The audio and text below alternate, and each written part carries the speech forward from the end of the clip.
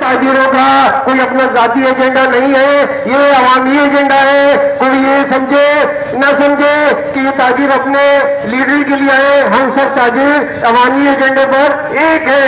और के इलेक्ट्रिक का मसला, बिजली के बिलों का मसला, पेट्रोल महंगा, हर चीज महंगी, ये आवाम कहाँ जाएगी? ये IMF से मायदे कर करके ये अवाम को गिरवी रख दिया है और हम निकलने पर मजबूर हो गए। अगर हम अब भी अगर हमने होश को नाखून नहीं लिए और हम रोडों पर नहीं आए और हमने इस एहतजाज में शिरकत नहीं की तो फिर खुदारा हमारा क्या होगा? अपने बच्चों का ख्याल कीजिए, अपनी फैमिली का ख्याल कीजिए। जो बिल आपका 12,000 का था आज वो 25,000 का हो चुका है। अपने एहतजाज रिकॉर्ड करानी है, तशरीफ लाइए।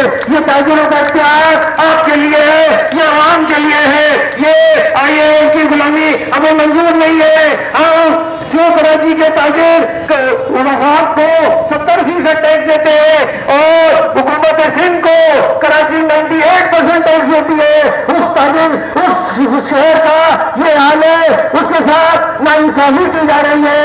हमारे के जो कलेक्टर ऑफ कस्टम का किरदार अदा कर रहा है, इसको बार बार हम मुतदब्बे करते हैं कि कस्टम ऑफ कलेक्टर का किरदार अदा न करे। अगर यही हाल रहा तो हम लोग बिजली का बिल, हमारे साथियों ने ऐलान किया था कि हम बिजली का बिल नहीं देंगे, बिजली का बिल हमने नहीं भरना है। जुल्म के ये ज़ाब्ते हम नहीं मानते, जुल्म के ये ज़ाब्ते हम नहीं मानते, जुल्म के ये ज़ाब्ते हम नहीं मानते। ये हमारे को एहतजाज जब तक जारी रहेगा, जब तक हमारे मुतालबात मंजूर नहीं हो जाते, हम एहतजाज जारी रखेंगे।